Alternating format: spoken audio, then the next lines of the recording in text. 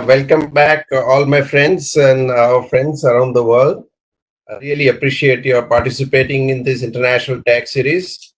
We are really overwhelmed. Once again, we have almost over 1,000 people registered, maybe 1,015 or something like that. So I see the great amount of interest that you all have taken in these sessions, and it's so exciting to be sharing our views and exchanging ideas with you all. I think we can together change the world for the better. If you want to change, I think we have a significant, a mass within all of us, and the whole idea is not only to discuss different concepts and different things that are happening in the international tech arena, but also see in the future if we can come together and shake up things that we want to. And I know all the panelists have contributed to shaking up the things from time to time, and it's been real excitement for me, I think sheer excitement for me to have them behind this whole series. And thank you, Dinesh. Thank you, Saurabh. Thank you, Bijal.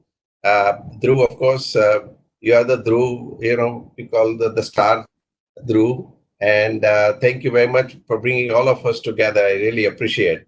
As you know, this whole subject of anti-avoidance, substance and form, and lately MLI has grabbed attention of entire text community. And on the one hand, in concept, a lot of things look good, but when it comes to practice, we know it's also a nightmare. And a lot of subjectivity involved at times, a lot of discretions conferred. And, so how do you wade your way through the environment that has been now a reality for us? For a long period of time, we have been discussing these concepts, but now they are getting statutorily incorporated. And, it's very important to understand these concepts in detail. Who better than the panel that we have in front of today? Really, in fact, this whole journey, you will be hearing in the course of the time, whether it was Azadi Bacha Andolan, where, we all had a work to do together. Bijal, you know that, Dinesh, you have been, and all of us, I think it, but at the end of the day, we got some justice. It took some time, but at the end of the day, it was very turbulent, I think, journey at times. But the Supreme Court has always been a savior, as you all know.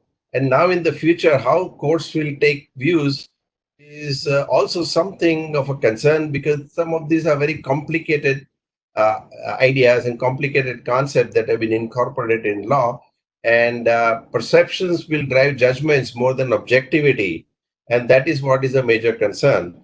And I remember at one point of time in 2014, I was in Bloomberg, and I had to willy-nilly use an expression called tax terrorism, and people were a little taken aback. But over a period of time, Prime Minister and Finance Minister and everybody also began to use the same expression. I feel next thing that is likely to happen is tax imperialism, because in this world, when everything is in the cloud, you do not know what where is the tax residency, because I was mentioning last time with the augmented reality, virtual reality, I can be present in more than one place at the same time. And, so where will be my presence and where will be my residence, right? And same way, we don't know what is the source. Everything is in the cloud, and the clouds keep on moving from place to place. How do you figure out where the source of the income is? So every country is bouncing on the source that may technically and legitimately belong to the other jurisdiction, but they would claim right over that. So there will be more and more encroachment on the taxing sovereignty of different countries. And, those are the things that we have to grapple with now. And every time I speak here, I can't stop saying that someday we will move towards, at least we should, or we had to move towards one world, one tax. I keep on repeating that because I think together we'll make it happen. The governments will not make it happen. And we'll discuss those concepts later on once again. But I'm really delighted that all of you are here today. We, as I said, we are over 1,000 people, and the power of collective intelligence is so much that we all can do together. We are sitting on one side just to talk. It doesn't mean that We are the only repository of knowledge. All of you are very knowledgeable people, and we would love to have you contribute to the thought leadership that we can collectively present to the world. And India cannot leave behind. We can do a lot of things in this arena, but today's subjects are very interesting. And I believe, Bijal, are you going to start with the session today? I understand you're starting the first one, right? So, Yes, if Parul permits.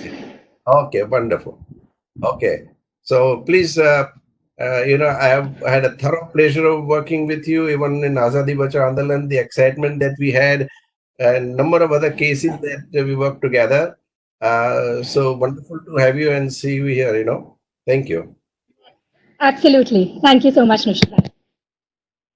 So very aptly, I have named my chapter Two to Tango, which is really a dance of substance and form. And I've covered the entire Indian tax policy and the transition of form over substance to a substance over form. Tax avoidance, as you would agree, is an absolutely evolving concept. The journey of concept of tax avoidance in India so far has been an interesting one and a really evolving one, wherein you've had situations where avoidance has been, applied in situations wherein you did not have anti-abuse provisions, and you've had, on the other hand, situations go absolutely scot-free. For decades, renowned jurists have sought to define and explain what constitutes tax avoidance.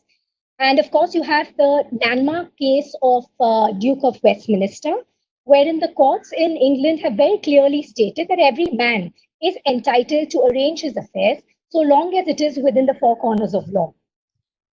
And then, of course, looking at that particular case, we had the classic case and the landmark case of Azadi Bachao Andolan, wherein in the year 2003, wherein very clearly the Supreme Court has enunciated the principle that form overrides substance, and even if at all there is a treaty shopping, so long as the law essentially provides for clarity, and they have held in unequivocal terms that so long as the Mauritius resident holds a valid TRC, it is entitled to treaty benefits.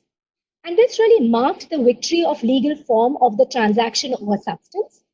Fast forwarding to 10 years later, you had the Vodafone case of the year 2012, wherein the Supreme Court, though overall has ruled in favor of the taxpayer, on avoidance, it has tilted its balance in favor of the revenue and observed the need for a legislation to essentially say that though tax avoidance is a problem faced by almost all countries, it is important that we really have a legislation to really tackle that. And of course, it was not more than a month or two later, in the union budget of the country, we had the enactment of the general anti-abuse provisions, which were then later on put into effect in the year 2017.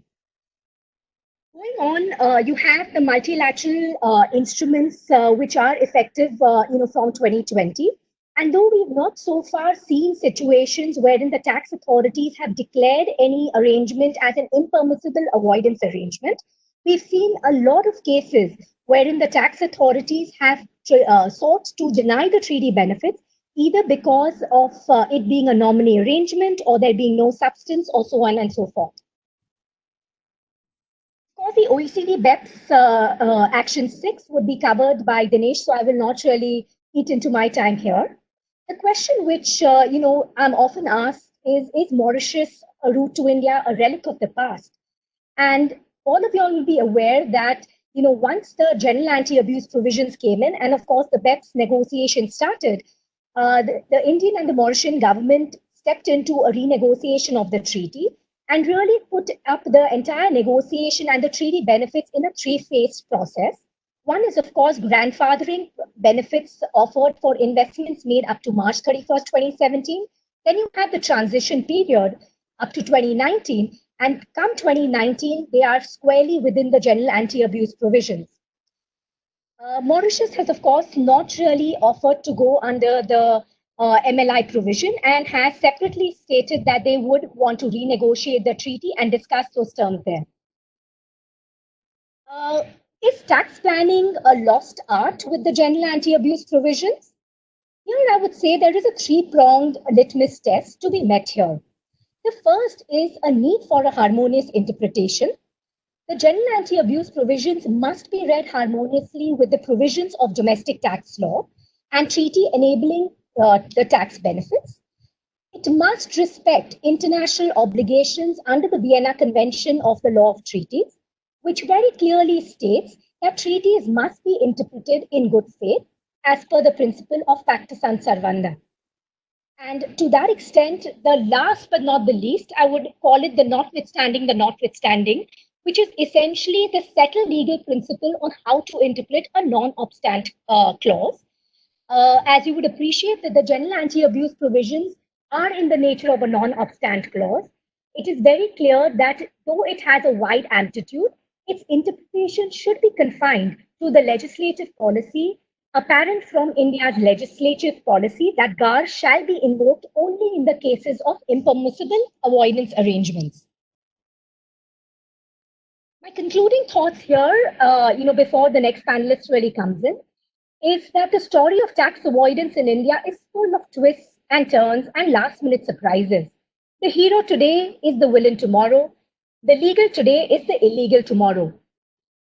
Keen to cinematically shifting roles and profiles, the significance accorded to the legal form of a transaction has indeed undergone a paradigm shift. Though India remains at the forefront of adopting international developments, be it the CBCR, the CRS, the BEPS measures like the MLI, or the very recent equalization levy, it is hopeful that the general anti-avoidance era in India shall witness enhanced relationship between the revenue, the taxpayer, and the tax advisor. And of course, I do very fondly remember Nishith Bhai always looking at this enhanced relationship really being at the forefront of any successful international tax policy. To conclude, I would like to quote Winston Churchill. We contend that for a nation to try to tax itself into prosperity is like a man standing in a bucket and trying to lift himself up by the handle. Thank you so much. Thank you, Bijal. May I request Parul? I think just to introduce, I missed talking about her, but she is my pillar. She is a chartered accountant and lawyer and has been helping, leads the international tax team. So maybe I think, Parul, would you like to have any questions? Or I think you have a lot of things to talk. If I may request you to take it over. Sure. Thanks, Nishith Bhai. And thanks a lot, Bijal. I think, we'll move ahead with the session with, Dinesh and Saurabh making their presentation. As all our, participants are aware that this is a special series, which is a gift to, Nishith Bhai, who has been a mentor to, most of us, at least Bijal and me here. And this, as part of, a gift to Nishith Bhai, all the people who are on this panel have generously gifted their chapters and, as a gift for his birthday. So I think I will not waste enough time, but I will request Dinesh and Saurabh, if you could, give a brief overview of your chapter, which talks about preventing treaty abuse in the context of the multilateral instrument. And post that, we can just, jump on into the Q&A round. So just a couple of introductory remarks before I request Saurabh to come in and make this presentation. When you speak about treaty and treaty abuse, and Nishith mentioned about his involvement and how at the end of the day you got justice in Azadi Bachao Andolan, and Bijal spoke about it.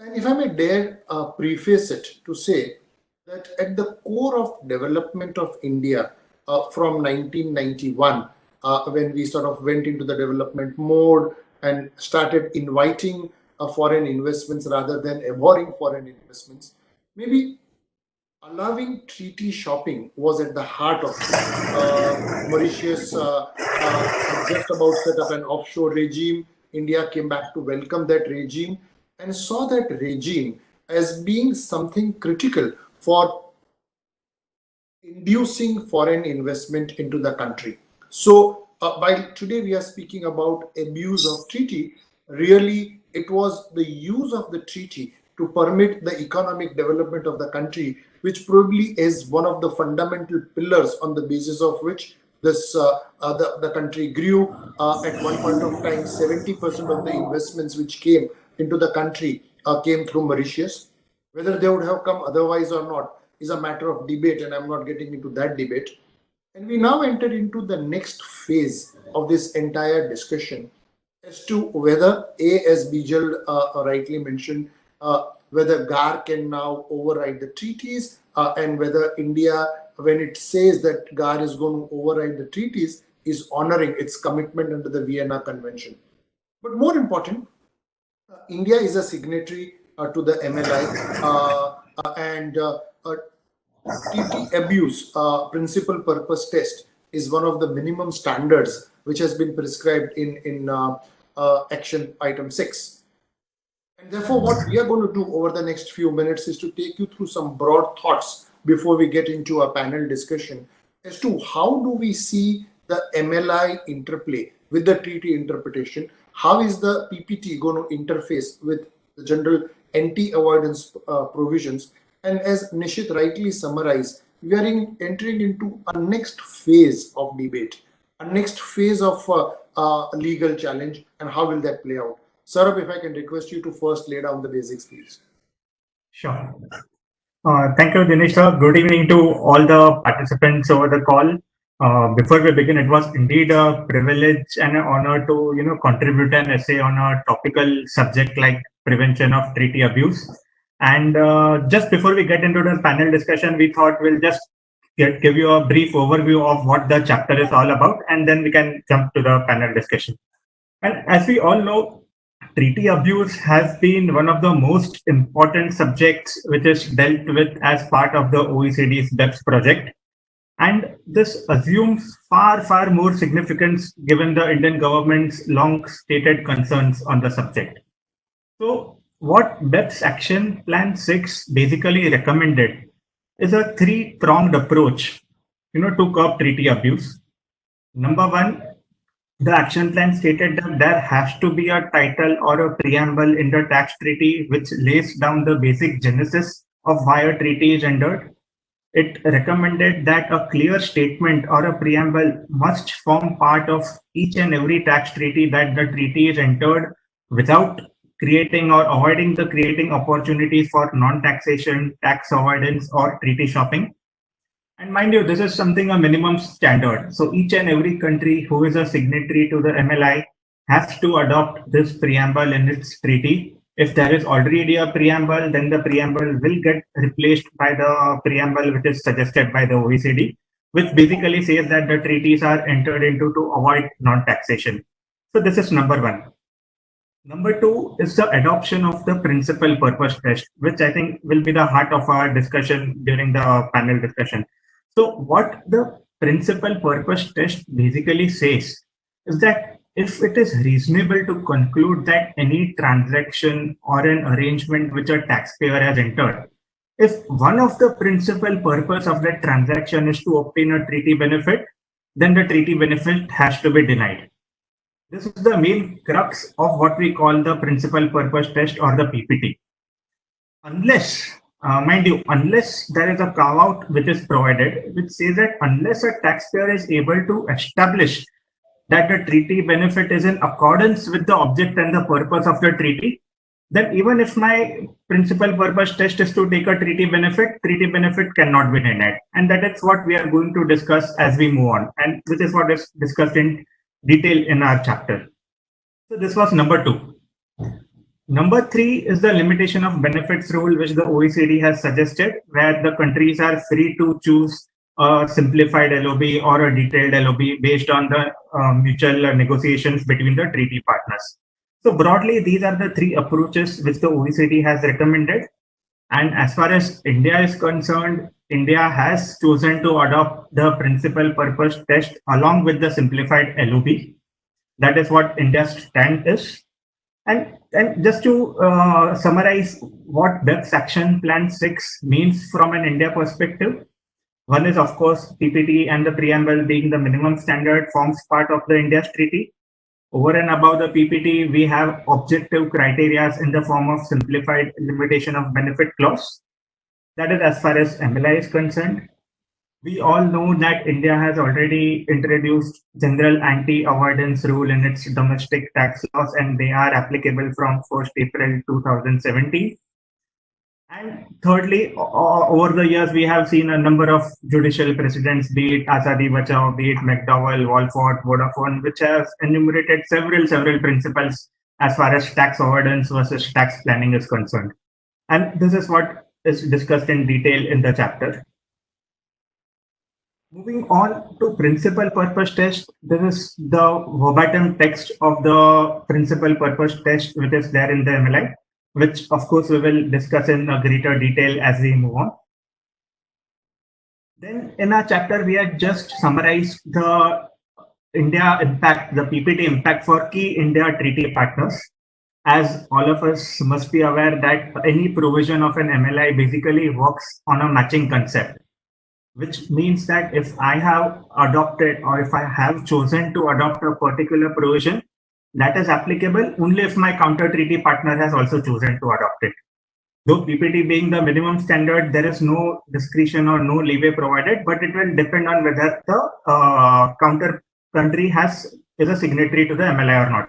For example, Mauritius, we will discuss that Mauritius has not notified India in this list of covered tax agreement. So the principal purpose test currently will not apply to India-Mauritius tax treaty, while it will apply to India-Singapore tax treaty because both India and Singapore are signatories to the MLI. And we will discuss in detail as to what each of the test of PPT really means. Then coming to the discussion of the interplay of principal purpose test with the general anti-avoidance rule. As we discussed, the principal purpose test is very wide. The threshold is very low. Even if one of the principal purpose is to take a treaty benefit, the treaty benefit can be denied. And if I contrast this with the domestic general anti-avoidance rule, the test, I would say, is far more stricter, where the main purpose should be to obtain a tax benefit, plus there are certain other conditions which also need to be satisfied. So if one were to really compare the GAR and the PPT, I think PPT is a test which has a very low threshold. As far as GAR is concerned, there are various safeguards, various checks and balances which the tax authorities need to prove before they can invoke GAR. But for PPT, I think the tax office can easily bypass GAR and straight away invoke PPT if the treaty benefit they feel is something which is unintentional or sought to be denied. And we can discuss that in detail as we move on. The other thing what we have discussed in our chapter are various important issues which arises on application of PPT, be it what will happen to the existing structures, what will happen to the withholding tax obligations of the payers, what will happen to investments which are already grandfathered under the GAR, as well as the investments which are grandfathered under a treaty, let's say India-Singapore treaty. Then what happens to the interplay between the treaty as well as between the principal purpose test and the LOB clause of the treaty, which will prevail over what? And lastly, what happens to the existing holding company structures? I mean, will the existing holding company structures be challenged in light of what we will see in the days to come? What was the rationale to have a holding company structure? And there are so many questions which can really come up, for which I think we'll need to really debate and find an answer. And lastly, the important thing is how do you decode the object and purpose of a tax treaty? While in the budget we have explanatory memorandums, we have CBDT circulars, FAQs. There are so much literature which is available in order to ascertain a meaning of a particular provision. But as far as tax treaties are concerned, the question is how do you actually know what is the object and purpose of a tax treaty? Because very few tax treaties, I would say, have something called technical explanation or protocol. So I think this is also going to be a very important area in the days to come. And with that, I'll just hand over to Dinesh sir for his remarks on this slide. Yeah, so I think the way I would look at this is that this is the right time to plunge into our panel discussion. Nishith, one of the very important things and where some of the work that you have done in the context of Azadi Bachao Andolan is going to come to play a very important role, because it has a continuing impact going forward, is, as Saurabh rightly mentioned, decoding the object and the purpose of the treaty.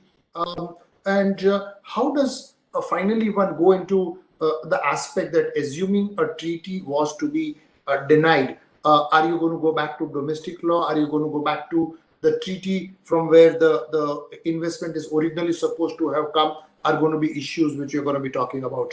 So I think it's the right time to get into our panel discussion. I have some thoughts to table as we go along that, but it's best that I table them when we go to the panel discussion. Right. Thanks a lot, Dinesh, and thanks a lot, Saurabh. I think you very well laid out, the whole outline of your chapter. And, I read it. It definitely makes a very interesting read and raises a lot of questions, with respect to, how the PPT should be interpreted and the interplay with GAR and, with PPT. But we'll jump now into the panel discussion. And, Bijal, my question, I'm just going to, talk about the first question. I'm going to direct this to you. When I read your chapter, I thought the discussion which you laid out with respect to notwithstanding and with respect to India, respecting its treaty obligations. Now, when you go back and see how the OECD has been dealing with some of these aspects, there was a 1989 OECD report on tax treaty override. And this tax treaty override report actually frowned upon any sort of treaty override which was done by a state, which could have an impact of overriding a tax treaty. We also saw that, in the initial versions of the OECD commentary, also talked about, whether any enactment of a GAR provision would result in a conflict with the provisions of tax treaties. And specifically with respect to tax avoidance, until 2003, OECD did not really seem to have much of a clear direction as to whether implementation of unilateral counteracting measures were indeed a treaty override. But when one really reads the commentary, and, Bijal, you've also talked about the Pacta Sunt Servanda principle, which has been, at the forefront of any interpretation of tax treaties. It gives an understanding that, the accepted approach of OECD until 2003 was really to give precedence to tax treaties over any domestic abuse provision, unless and until a specific anti-abusion was negotiated between the two parties. However, in 2003, what we saw was, that the OECD took a complete U-turn, and OECD's view on this topic was that if you do a proper interpretation of tax conventions, then the proper interpretation resulting from object and purpose of tax conventions, as well as, for interpreting the treaties in good faith, would result in disregarding abusive transactions. And the OECD was extremely vocal that, where domestic GAR is concerned and treaty provisions are concerned, there is actually no conflict, because, the object and purpose of tax treaties has to be read in that context. So my question to you, Bijal, is that, looking at the Indian context, what is your view with respect to conflict between GAR and tax treaty provisions? And if in reality one were to go by OECD's, thinking that there is no conflict, then was there really a need to insert a specific treaty override provision in the Income Tax Act? In fact, we also saw that, in some of the later tax treaties, the ones with Singapore and the ones with, for example, Luxembourg, there was a specific provision which was inserted which said that, a domestic GAR will apply over a tax treaty. So it will be great to have your thoughts, on this issue with respect to treaty override where GAR is concerned. Right. So I think, in today's scenario, especially with the entire, the MLI as well as, Action 6 of the BEPS, etc., with the world and economies essentially moving towards the principal purpose test, right? To that extent, I think if at all we could yet continue with GAR actually overriding a PPT, the question which will really arise is as to whether a taxpayer is in a happier position. So just on the lighter note, I would feel that, yes, a treaty obligation must be honored in good faith. And to that extent, when we are looking at, GAR and there being really a treaty override, though in context, it may not really be, or, academically, it may not really be the right thing to really have. But when we are looking at the entire MLI provisions, to that extent, perhaps it is really meaningless to even have that particular provision in place. And if we look at it from the context of, honoring treaty obligations, if the treaties, the entire abuse provisions in the treaty have in any ways gone a step up on, what is considered abuse, the fact that the object and purpose of a treaty in itself has undergone a great deal of modification. In that context itself, I would believe that yes, India, countries would honor treaties in good faith, but at the same time, whether there will be a treaty override or not will really depend on situations where there is an MLI applicable or not. Right. Thanks, Bijal. I think you laid your thoughts very clearly. You talk about, object and purpose of the tax treaty, and I think that's where, what really is the object and purpose of tax treaties? That's a question which is always there, when you're trying to interpret a tax treaty. Right. I think Dhruv, you're also on a panel today, and Dhruv has put together this book for us. And so, Dhruv, can you just tell us what your view is with respect to, this object and purpose of the tax treaty, and what your view is, how you should interpret this term? Well, sure. Thank you very much, Parul. I was very interested in hearing Mr. Kanabar and Mr. Shah's point of view on this, actually, because my idea about the text, if we look at the second leg, the second part of the PPT itself, it does not say the object and purpose of the treaty on the whole, but rather the object and purpose of the provisions that you're reading. It says, unless it is established that granting the benefit in these circumstances would be in accordance with the object and purpose of the relevant provisions of the convention. Now, over here, of course, every provision has to be read as part of a whole. So yes, you can indeed construe the context of a treaty by reading the treaty as a whole. That's one. But the other point that comes to my mind is that every tax treaty provision has a very clear history. And that history is reflected not only in the OECD commentary as it has evolved over a period of time, and in some cases, they've really turned the interpretation on its head as well. And then the question arises, how far can you rely on the commentaries to really say that this is what was intended, or this was the object and purpose behind that particular treaty?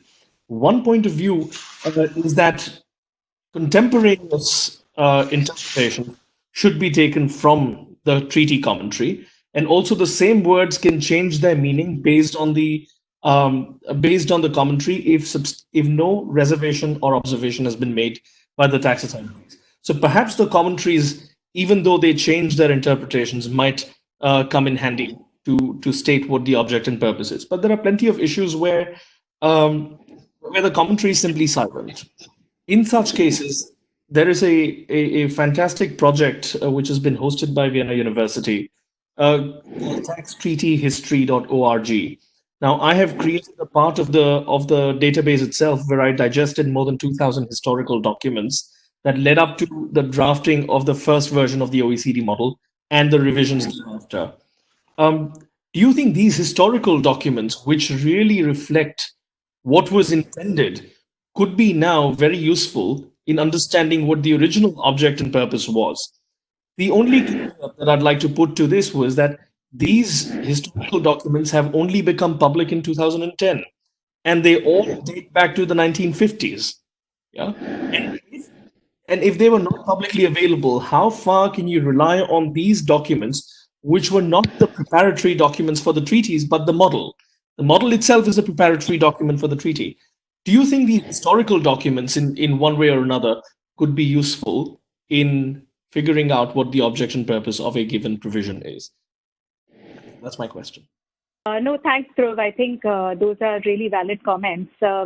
I think, when we talk about, GAR and we talk about PPT, the PPT test, the GAR test requires, that the main purpose or the main purpose of the transaction should have been to avoid tax, whereas the PPT test seems to be much broader. At the same time, there have been clarifications also which have come out, which state, the CBDT has put forth its position that adoption of anti-abuse rules in tax treaties may not be sufficient to address all tax avoidance strategies, and the same are required to be tackled through domestic anti-avoidance rules. And only if avoidance is sufficiently addressed in the treaty, there will not be an occasion to invoke GAR. Now, looking at the fact that, the PPT test is much broader, and there is a GAR test also in the domestic law, the question that arises, and, this question is for you, Dinesh, do you think there can still be instances where a GAR can apply but the PPT test may not? Or can one also take, a shield in case if there are such circumstances? Can one also take an argument to say that, since the PPT test, which is really the treaty GAR, covers specifically anti-avoidance in tax treaties, thus the treaty override provided under the domestic law should actually not apply? What's your view on that? Parul, if I, instead of answering your question the way you have put it, actually go back as Bijal rightly left off to say that whether or not GAR applies or does not apply in the context of a treaty override would really depend on PPT and whether a country has entered into an MLI or not. And let me come to that first and then come to the point which Dhruv made and then what you are asking me. So we are looking at what is the object and purpose of a treaty. And Dhruv very rightly mentioned there are certain things contemporaneous, etc., etc. And as I was doing some research on this, I came across something which is quite fascinating. And this is, of course, in the context of India-Mauritius Treaty. Mauritius is not, of course, a signatory to the MLI, but I thought this is very, very relevant in the context of what we are discussing. And Nishith, I'm sure you will remember this. In the Supreme Court judgment on Azadi Bachao Andolan are three paras, and I'm not, I would actually like to read all three of them, but I'm not wanting to waste everybody's time. But I'll just go to the one relevant para which summarizes what Supreme Court stated. The Supreme Court stated that there are many principles in fiscal economy, which though at first blush might appear to be evil, are tolerated in a developing economy in the interest of long-term development. Deficit financing, for example, is one. Treaty shopping, in our view, is another. Despite the sound and fury of the respondent over the so-called abuse of treaty shopping, perhaps it may have been intended at a time when India-Mauritius Treaty was entered into. Whether it should continue, and if so, for how long, is a matter which is best left to the discretion of the executive, as it is dependent upon several economic and political considerations. This court cannot judge the legality of a treaty shopping merely because one section of thought considers it improper. A holistic view has to be taken to adjudge whether it is perhaps regarded in contemporary thinking as a necessary evil in a developing country. Now, clearly there is some degree of fallacy in the Supreme Court judgment because the Mauritius Treaty, as we all know, was entered into at least 8 years prior to India opening up, and there was no possibility of a treaty shopping then.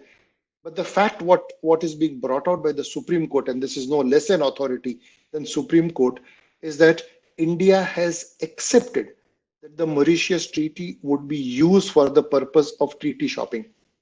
Dhruv made a very nice distinction between the purpose of the provisions of the treaty and the purpose of the treaty itself. But here, the Supreme Court, and no less an authority, is actually stating that the purpose of the treaty is perhaps treaty shopping. It is, as I was saying, well known that Mauritius was used for investments into India, and for several years formed a substantial portion of the investment which came into India. Now, let's put that aside, and then let's go to the India-Singapore Treaty. And India-Singapore Treaty, when the amendment was made, the specific provision was that clauses 1, 2, 3, and 5 of that amendment would continue to apply so long as the exemption from taxation of capital gains continues to apply in the context of tax treaty between India and Mauritius. So here is India entering into a revision in the tax treaty with Singapore to give Singapore the benefit which is contemporaneous with the benefit which India has given to Mauritius, which, as per the Supreme Court judgment, and as I said, I read out only one of the paras, there are actually 3 long paras on it, admittedly was for the purpose of permitting treaty shopping.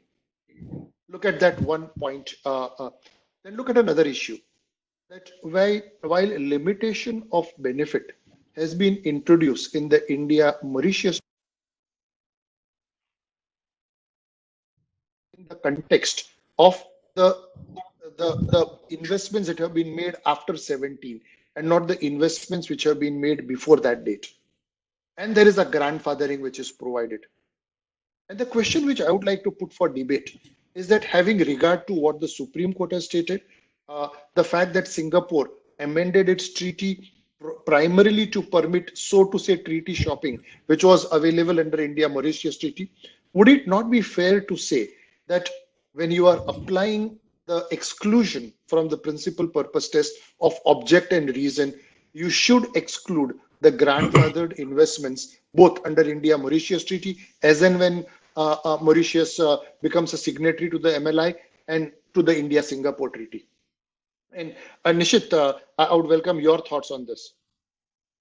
Yeah, I just have one point. I think you referred to the history of Mauritius Treaty that was signed in 1984, and you stated that, whether it was intended or not, is somewhat a matter of question mark. The way in which I look at is when 1984 treaty was signed with Mauritius, India opened up in 1991. Okay. Now, the way in which I look at is that point of time, if you see all the other treaties that, India signed with most of the OECD countries in particular, India reserved the right to tax capital gains. Normally, OECD model contained that capital gains in the sale of movable property like shares would be taxable only in the home jurisdiction, in the country of residence, right? And but with India, when it negotiated treaties, it said no, capital gains on the sale of Indian shares will be the right of India to tax. Okay, but when it came to Mauritius, India negotiated just like OECD countries, that India will have the right to tax its companies when they get any capital gains from Mauritius, because they said that, okay, Indian companies at that point of time historically were exporting goods, material, and having assets in Mauritius, elsewhere in the region, in the Indian Ocean Rim. What happened was that India thought that how Mauritius is going to invest in India. So if Indian companies invest in Mauritius, they told Mauritius, you won't tax it. We are big brother. We will only have the right to tax. So you don't have right to tax our companies. So India had to provide a reciprocating right to Mauritius. So they had to provide Mauritius, your companies we will not tax. India never thought that Mauritius will ever invest in India.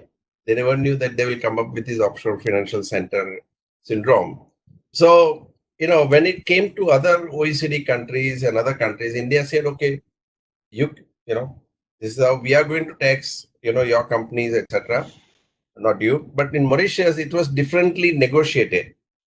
So the same thing which we thought at one point of time was benefiting us eventually ended up benefiting the other. So I always tell people that when you negotiate any agreement, forget about tax or otherwise, try to be fair. You don't know what can come back to you. And I think that was the genesis of India-Mauritius Treaty. And, this is the history. But the background is that, India tried to negotiate something in its favor, which turned out to be otherwise as well. But at the end of the day, India also benefited hugely because of the Mauritius Treaty. And many of you who are, maybe not be familiar, the whole history of Mauritius use of the treaty happened because of the fact that in 1991, when India opened up, it was expected, and it's always there, that US would be the largest investor in India. So the way in which capital gains rules apply in the US, tax rules apply in the US, are exactly opposite the way in which they apply in India. So under the US provision, Code Section 865, if US company or US resident invest in the shares of Indian company, according to the US source rules, the source of capital gains is in the US and not in India, where the company is located. Under private international as applied in India, we consider the shares are located where it can be dealt with. That is where the register of shares is maintained or where the Indian company is located, right? So according to India, the capital gains arise in India because company whose shares are being sold is located in India. According to US, the shares are not a tangible property, it's intangible, like copyright or other kind of intangible right that resides where the resident or wherever you carry it remains with you. So copyright moves with you wherever you are, right? So US considers that here is my citizen, here is my company, here is my taxpayer. If they earn capital gains from India, then the source is also the US, like intangible property, and therefore I have first right to tax. On the other hand, India belief was that, okay, no, its company is here, shares are here, and therefore we have right to tax. And ultimately, I do not know how many of you know, but US-India treaty was negotiated for almost 23 years. I had number of chance to discuss with the Treasury, and I think Dinesh also knows about it well. It took 23 years to negotiate. And only when Rajiv Gandhi became Prime Minister, he said, anyhow, I want to get the treaty signed. So ultimately, there was discussion was going on as to who will tax capital gains. They said, okay, let us provide one provision in the treaty to say that both countries will have right to tax in their own accordance with their own laws. Now here the conflict arose because US says you have first right to tax our resident, even though they sell Indian company shares. India said, no, even though you may be foreign person, but company shares are here, we have first right to tax. This problem is not resolved. At that point of time, India taxed capital gains at the rate of 25% to going up to 50 and even more, short term otherwise. And as a result, one was taxed, a US person would be taxed in India. He may not get tax credit in the US. There is convoluted process in the US, very complex, but it may not get tax credit in the US. And again, the tax rate would go to 40% at the federal level, and then another 10-15% at state level. And in the US, even the city level income tax exists. Like in New York, there are 3 levels of taxes going to federal tax, state, New York State, and New York City, NYC. Now, if you put together all the tax, it would come to 60-70%, who knows, on capital gains. Then who is going to invest in India? And somehow or the other, while doing research, we stumbled on this Mauritius Treaty and we said, okay, let us try to use this. And it worked because there was no limitation of benefit article. And therefore, Mauritius began to be used. And India got the benefit of all the foreign investment. And Supreme Court has actually recorded how much benefit approximately has accrued to India. Dinesh, you know this judgment well, and we all work together. So, what happened was that ultimately, even though one may perceive that there was some avoidance of tax or otherwise, eventually India benefited a lot. On the other hand, US taxpayers benefited because from India to Mauritius, there was no tax. But when they took money back to the US, okay, then they had to still pay tax. So the whole arrangement was not for avoidance of tax, but it was for avoidance of double taxation. And that is how the problem was solved. And the whole rest is a history. So even today, I do not know when something is for avoidance of tax is to be seen, or if you use Mauritius for avoidance of double tax is to be seen, is also an interesting question, I think. And let us see how it unfolds. Because can you just look at treaty at one end only, or you have to look through bases also? You look at what happens, If so long as somebody is paying one place tax, I think there is a theory coming up. So I think I thought I'll give you a little longish background because they are all historical things, and for us it's very nostalgic. So thank you very much. Please bear with my long explanation. Thank you. So I'll stop here and let you all speak. Appreciate it. Yeah. No, thanks, Nishith Bhai. And, you have been, you were the person who actually discovered the Mauritius route. So it's always good to have your, thoughts on how, what the history has been. But, given this whole historical background, and Dinesh, you also mentioned, you talked about the object and purpose be existing for the Singapore Treaty, given the linkage to the Mauritius Treaty. You also talked about in the context of, if there is a grandfathering, then the object and purpose should be read to, provide, treaty benefits even to investments made prior to 2017.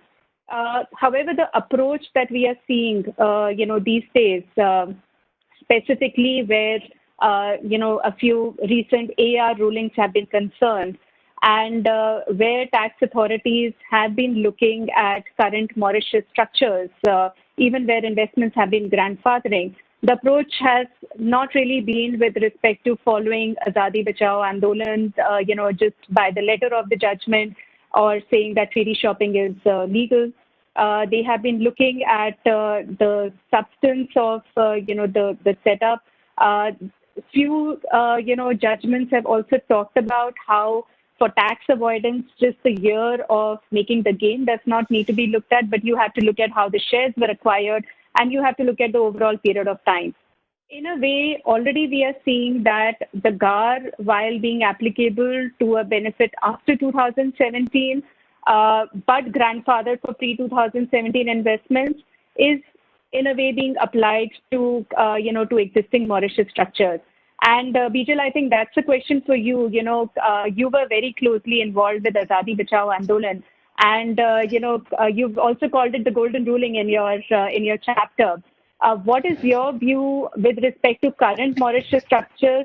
How are they going to fare with respect to treaty benefits, given the whole anti-avoidance approach being followed? Is do they still need to follow the substance over form approach, and are the days of just a TRC gone? Right. So a very interesting question, Parul, and of course I'm very emotional about the way in which I've seen the developments over years with respect to cases which are grandfather cases, but wherein the question or the tax authorities are really raising a question as to the legal and beneficial ownership, or for that matter, investigating into where the board meetings were held, or the entire cash flow in the sense of how the investments were made, or to really inquire with respect to the period of holding. Now, though I would definitely say that India must really honor its treaty obligations under the principle of Pacta Sunt Servanda, and to the extent that they have entered into a renegotiated treaty having grandfathered the investments, it is absolutely important that India honors its obligation to essentially look at the form over of the transaction over the substance. Now, having said that, it is of course a rule and a tax policy also that to that extent a tax fraud is not really permitted. And it would be important, for the, taxmen to limit their role to inquire into tax fraud cases rather than into tax avoidance. Though it may be a very thin line in the, post-GAR situation, here we are referring to grandfathered investments, which are definitely pre-GAR and are also grandfathered. So I would definitely feel it is important for the entire though the transaction would be really looked at, because you do have an absolute blend of the regulation somewhere allowing for you have the general anti-abuse provisions on one hand, but you do also have the grandfathered investments on the other. It is important that the taxman really limits their inquiry into cases of a complete tax fraud rather than into a tax planning or a tax avoidance measure, which is squarely covered within the Azadi judgment. Right. Thanks, Bijal. And so I think just, switching gears there, we've been talking a lot about Mauritius and grandfathering. And I also see that there are some questions which have come up on the sidebar. Some of our participants have asked some questions. We are monitoring those questions. I think few of them have already been answered through this panel discussion. But I would just want to, quickly jump on to, the principal purpose test, because I think the one question which everyone has on their mind is that this is a new test which has come into being. It's a treaty GAR, and this has come into effect from the 1st of April of this year. And if we really look at how to interpret, the principal purpose test, of course, there have been some examples which have been given by the OECD. But at the same time, the PPT test is much broader in application than the GAR. A very literal interpretation of this could result in bona fide commercial restructuring transactions being subject to scrutiny. And actually, that really is the question. Does it really result in genuine cases also coming within the purview of, tax avoidance? In fact, this concept has been recognized. The concept of a genuine economic test has been acknowledged by the European Union. And the European Union, the European Commission in its report had actually, it had directed and suggested to its member states that any treaties within the European Union should also have another principle, which should state that, the PPT test should apply unless it was established that, the transaction reflected a genuine economic activity. Now, obviously, this test of genuine economic activity is missing in the current PPT form, which exists in the MLI. But one would really think about, just the fact that if you are eligible to take, for example, a lower rate of dividend withholding on account of holding slightly, higher number of shareholding in an Indian company, would that really be regarded as one of the principal purposes as to why an investment was made through that company? So the question that really would be, and, Saurabh, I think you had put this question, in the slide deck, which you alluded to this question, but how would you really look at the PPT test, and how would you really talk about and interpret this term, one of the principal purposes? And it would really have an impact by reading it literally on, even genuine commercial activity. So look forward to your thoughts on that. And, maybe Dinesh, you can also comment on this after Saurabh. Yeah, thanks, Parul. Parul, interesting question. So given the broad wordings of the PPT, to say that the treaty benefit is merely incidental and is not one of the principal purposes, indeed, I think, going to be a challenging exercise. So unless and until the commercial considerations significantly outweigh the tax considerations, the reasonable purpose test, I think, in my view, will continue to haunt taxpayers unless one is successful, as we discussed, in demonstrating that it is in accordance with the object and purpose.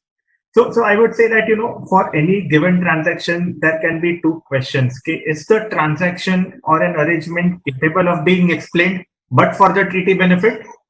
Or the treaty benefit is in itself is justifying the transaction? So basically, there are two school of thoughts. One is that but for the treaty benefit, the transaction would not have been concluded the way it has been concluded. And the second school of thought, Parul, basically is that transaction which is actually motivated by strong commercial rationale strong justification, it should not be regarded as a tainted transaction just because there is an incidental treaty benefit. As you rightly alluded, consider an example of holding company structure, which you just mentioned. Assuming there are holding company structure, for example, let us take an example, a US company actually investing in India, and it invests in India through Mauritius. I think there are two things which one need to take care of while deciding whether a PPT applies or not. So one is the separate entity test recall. Okay, why was there a need to have a separate entity for investing in India? And I think this question is not something very difficult to answer. I think, of course, we can have several arguments to say that I wanted to de-risk my parent company. I wanted to have investors in an SPV. I wanted to have a separate holding company for that particular business. So as far as a separate company or a separate holding company is concerned, I think the question is not very difficult to answer. But the more important question over here is, okay, why did I choose that particular location? So in our example, what we are discussing, if a US company wants to invest in India, couldn't it have had a separate entity in US itself? Couldn't it have a separate entity in, let's say, Hong Kong? Why did it choose Netherlands? Why did it choose Mauritius? Why did it choose Singapore? I think that is a question, which would be very interesting to debate and argue. There has to be some commercial rationale for selecting a particular jurisdiction. And if I am able to substantiate that my commercial considerations of selecting a particular jurisdiction significantly outweigh the tax benefits, which may potentially happen in future, which I don't know right now. There could be a possibility that the treaty might get amended in future, and there is a potential benefit. But if my commercial considerations outweigh the tax considerations, I think the principal purpose test should not apply. So building strong commercial rationale, why I needed a particular jurisdiction, documentation around it, I think all these things are going to be very, very important as far as any holding company structure is concerned. If I could come in very briefly, I think the point which Nishith raised is also quite an interesting one.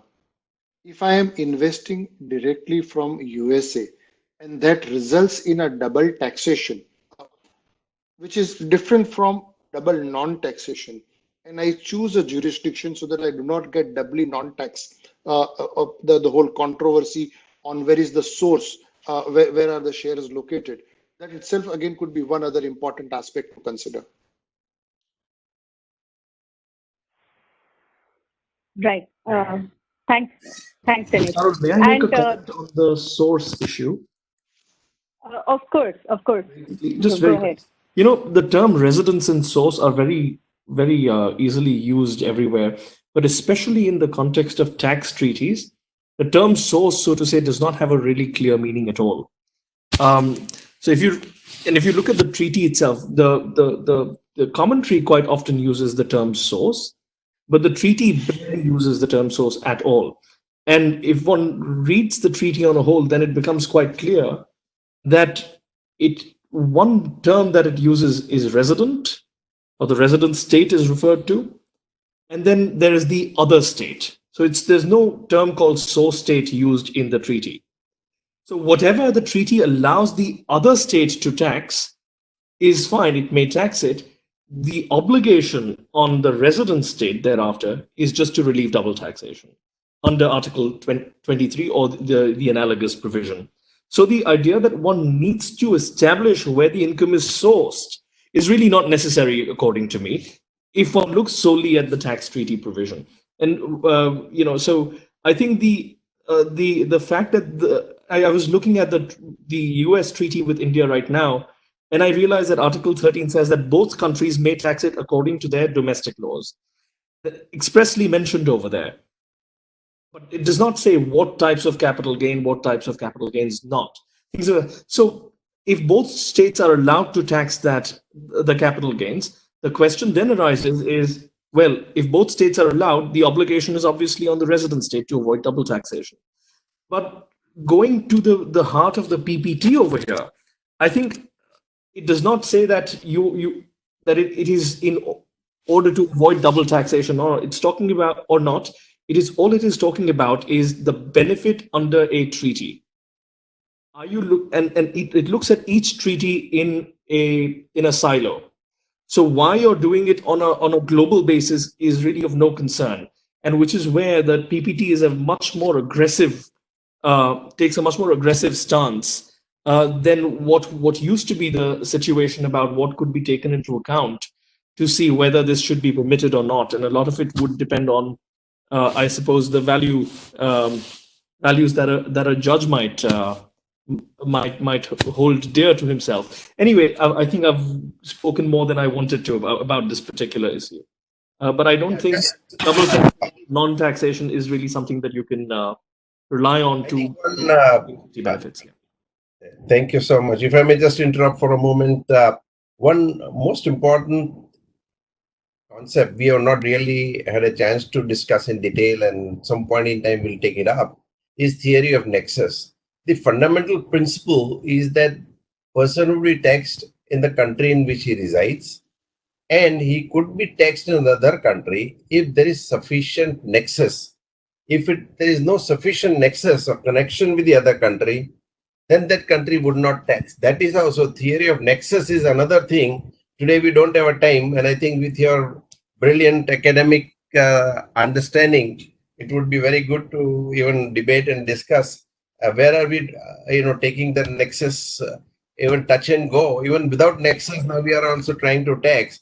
So whole theory of international taxation goes on a toss at times. I don't want to talk too much today, but we have to just some point in time discuss that. But that has not been covered today. I think today it was, the basic tax avoidance, MLI, and stuff like that. But I'm very, very happy. I'm sorry for my interruption. Parul, please go ahead. No, Nishith Desai, this is for you. So please feel free to add in as much as you want. No.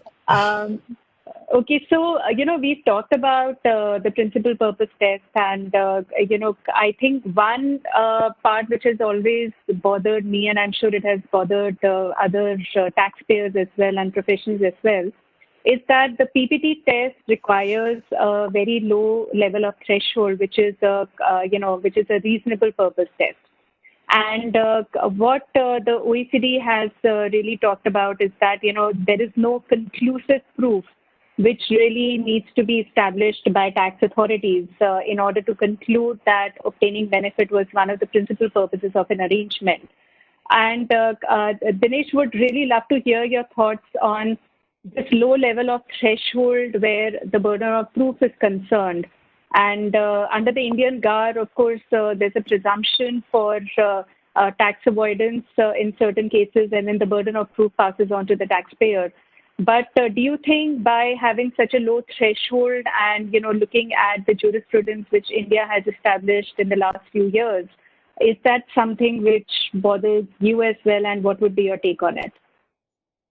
It indeed would. So clearly, there are two aspects. One is the burden of proof under PPT is far lower than under domestic GAR. And under GAR, the consequences are far more compared to what could be there in PPT. Because under GAR, you could recharacterize a transaction, a part of the transaction, income, part of the income, rewrite the way you want. Whereas under PPT, if a treaty benefit is denied, there are only set of defined consequences. And then finally, under GAR, you have some protection. You need a commissioner's approval, then you need to go to a panel, and hopefully there is again a threshold of the value of the transaction, which can be a subject matter of GAR. It's just important that OECD reconsiders on the PPT also A, certain minimum thresholds, and B, provide some sort of an objective guidance. Because we spoke earlier, and Bijal was talking eloquently about how, despite Azadi Bachao and everything, at a ground level, when you go to the tax office, we are unable to get tax treaty benefits, even on grandfather thing. I shudder to think that when an Indian tax office is looking at PPT and is sort of putting the burden of proof in the door of the taxpayer, how would it go really, and what sort of litigation could we come up with? It's just important, A, that we have a de minimis threshold, and B, we have some sort of an objective criteria for India to fall back on. Right. Thanks, Dinesh. We're running out of time, but there is one interesting question which has come up, by a couple of the participants, and the question is, given Section 90 of the Income Tax Act, where the provisions of the Act apply to the extent they are more beneficial to the taxpayer, will a taxpayer be able to choose GAR over PPT and therefore state that the taxpayer does not really need to satisfy one of the principal purpose tests as compared to, the main test under GAR? And, of course, that's a matter of how we are interpreting tax treaties and, whether the tax treaty, the PPT test needs to be applied if you want to apply the tax treaty, or one can really apply the GAR. It seems like, at least to me as a tax professional, seems that may not be, the way to go. But Dinesh, would love to hear your thoughts on this, and Bijal and Dhruv, please feel free to chip in. First, really, we are looking at the eligibility to TT, and if you are looking at PPT, probably you might get out of the eligibility to TT. And I'm therefore wondering whether you have to meet both PPT and GAR. And in my view, and again, within the constraints of time that we have, we are absolutely running out. I would think that you would need to meet with both. I do not think you have an ability to go back and say that if I am complying with the provisions of GAR, I do not need to comply with the provisions of PPT. But very happy to hear Saurabh and Bijal's thoughts on it. Bijal, do you want to talk about what your thought is? Can you really choose GAR over PPT and say that you don't really need to satisfy the principal purpose test and still apply the treaty provisions? I don't think that has really, been the objective of, the entire BEPS movement, wherein countries have really got together to essentially have a common standard with respect to abuse. So to that extent, I would believe that, the PPT threshold would need to be complied with in situations where, the MLI is in effect, and a treaty exemption is sought to be actually derived. Right. Thanks, Bijal. Saurabh, do you want to add something to this? No, I agree. So very interestingly, if I could also refer to, there is Article 28A of India-Singapore Treaty, which I will just read out for the benefit of the participants. So it's a recently introduced article which says that the agreement shall not prevent a contracting state from applying its domestic laws and measures concerning the prevention of avoidance of tax evasion. So in fact, it works in a reverse way. So merely if you have a PPT or merely if there is a benefit which I am taking under a tax treaty will not prevent the contracting state from applying the domestic GARs. So to the point which Dinesh mentioned, there is a possibility where both can coexist together. I may need to satisfy both of them. But to think of a case where if I have an option that I want to be governed under GAR and not PPT seems to be a bit far-fetched, because if I want to take a treaty benefit, I need to satisfy a PPT. If I don't want to be governed under a PPT provisions, then I think I'll need to give away the treaty benefit and tax that transaction under the Act itself.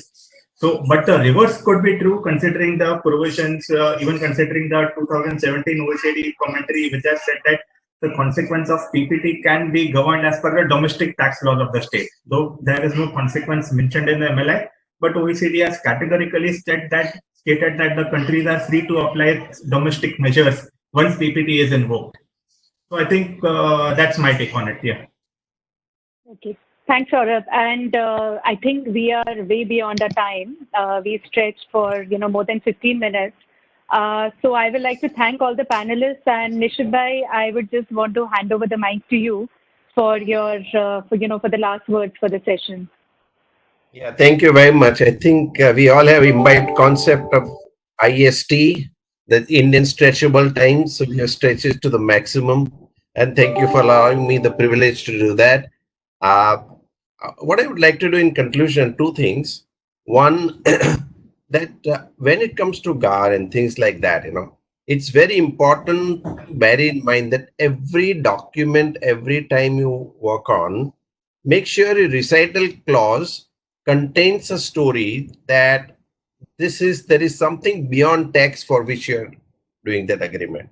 Your board minutes also, when you incorporate a company, I know some of you are already doing, but whatever you do, you try to think that whether tax department will question my bona fides. And number two, this may come up after 5 years, 7 years, you don't know when. At that point of time, to think of ideas and think of recalling why it was done in the way in which it was done, it become difficult. So it is very important to draft your documents, take into account the GAR provisions.